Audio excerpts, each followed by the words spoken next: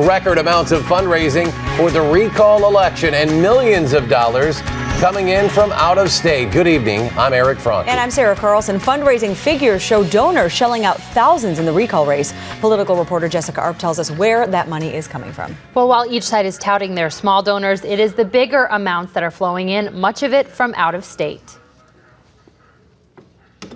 Your strength and determination has helped us collect more than 507,000 signatures. All I can do is keep focusing on what a majority of people elected me to do in the first place. Both sides are claiming to have momentum in a race to recall the governor, and now we have fundraising figures that tell a new story about who is taking part. Well, the big money flowing to Governor Walker jumps off the page, over $5 million. Since July. That's the most ever raised by any candidate for any state office in Wisconsin for a single reporting period. The governor can raise unlimited cash during this 60-day recall period, and donors have flocked. His top 3 donors are all from out of state. Texan homebuilder Bob Perry gave $250,000. He was the man behind the 2004 Swift Boat ad campaign against John Kerry. Illinois couple Elizabeth and Robert Uline gave $205,000, and the governor showed up at a groundbreaking for their new warehouse location today in Hudson.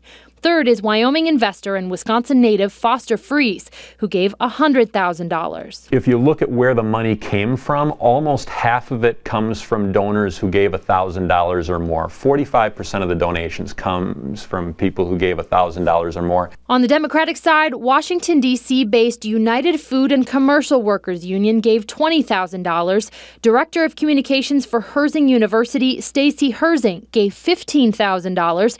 State Workers Union AFSCME gave just more than $11,000. If you look at the recall organizers, you look at the Democratic Party, their funding sources are top-heavy too. I mean, they rely very heavily on a very small number of very large donors.